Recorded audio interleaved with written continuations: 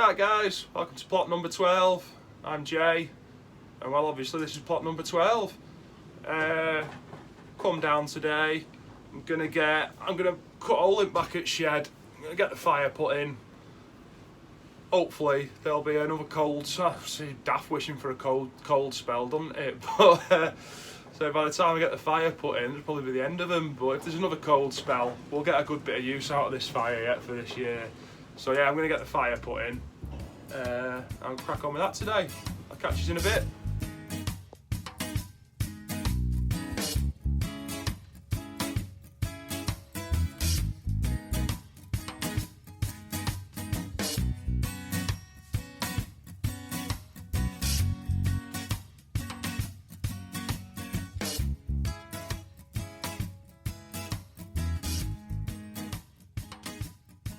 So yeah guys, I don't know if I've shown you, but look at this little fella. This is what I swapped one of the old blokes on the front. Swapped him a couple of pieces of glass, a couple of pallet collars and some big wooden blocks. And he said he's made me this little fire. Like that, we've got a valve on top so we can sit the kettle on. A straight pipe out the back. So I've knocked a little half up, front corner. I've knocked a few boards out the back of the shed. I need to cut a hole in that tin. I've got another piece of tin for the outside to cut a hole in that. And then we've got a hanger flue. Right, so I've knocked us up a little half for fire to sit on. A couple of slabs. I've got this piece of tin. I've knocked the wood out from the back of the shed there. I'm going to line this up, weigh it up to where we cut through this, and I've got another piece of tin for the outside of the shed, and we'll sort of patch it together like that so the pipe doesn't come in contact with any of the wood. And then we've got to hang the flue from the outside. So yeah, I'm going to get on with that. Right, so that's what we're looking like at the minute. This is all screwed on. There's a batten running across this way, and then that one comes up through it. And matching this one on the outside, there's another one. That's what's going to support the flue. And I'm just going to go around the outside, cut an hole in this, and I'll get back to you. So excuse the wind guys, but this is what it looks like from the outside.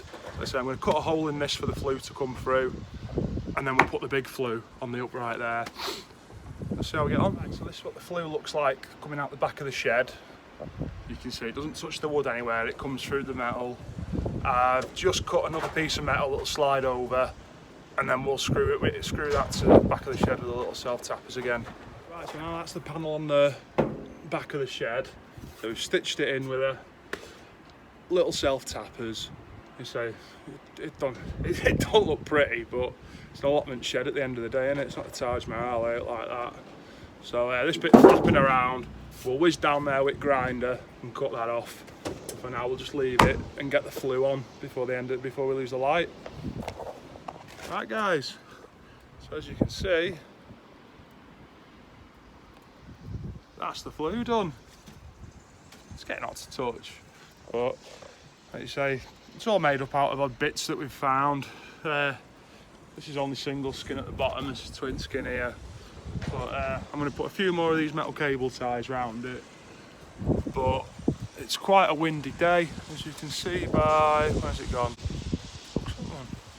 Ah, you see by the flag there, and you might be able to hear the whirring. That's a wind turbine on one of the pigeon lofts. It's quite a windy day, and there's not a lot of movement in it. So I'm impressed with that. I'm impressed it's actually stayed where it should be. So that's the flue done. Fire in, and so you can see it steaming away there, smoking away. That was the right term. So I'm just going to make a brew. I'm just going to sit in the doorway of the shed while the fire cement that I've used around the flue and around the hole in the wall, while that sets, and then the paint on the fire as well. It's not had a burn through since it's been painted. Might be a bit fumey in there, so I'm just going to sit in the doorway, keep his eye on it, and see how it goes. Right, so this is it on the inside, guys. It is smoking a bit, but I've absolutely filled it. I want to try and get a really good burn through it, just to burn off any nasties that are knocking about. We open it up, and there it is, smouldering away. Just shut that, and get outside, just while it burns through.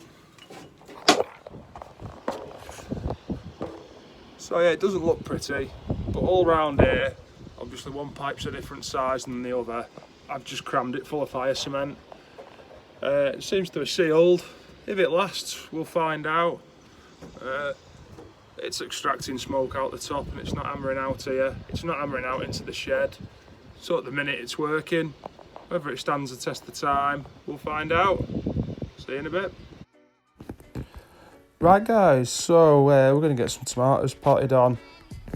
They're starting to get a little bit leggy. As I said in the previous video, where they are in the heated propagator, it doesn't get an awful lot of light. So they've been there about 3 weeks now, I think. And yeah, let's get them moved on before they get too leggy. We'll plant them deep, it shouldn't make too much of an issue. Once again, the little man's giving us a help, if you can see him. He's got quite into doing the plants. So now to recap on the tomatoes, we've got 2 types of cherry tomato. We've got cherry baby, that's an F1, and cherry sweet aperitif or aperitif. I don't know how to pronounce it, something like that. That's 2 types of cherry tomatoes. We've got one really large one, that's the Marmon Super Coat, and then also Amish paste, that's like a plum type tomato. So yeah, we're just about nearly through most of these. We'll just see how it goes.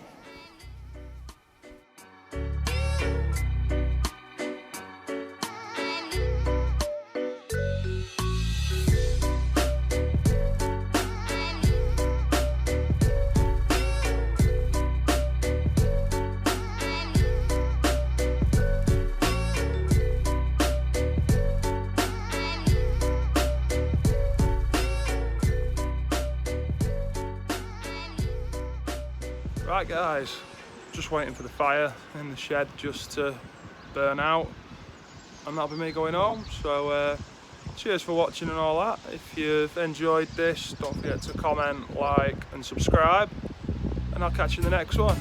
See you later.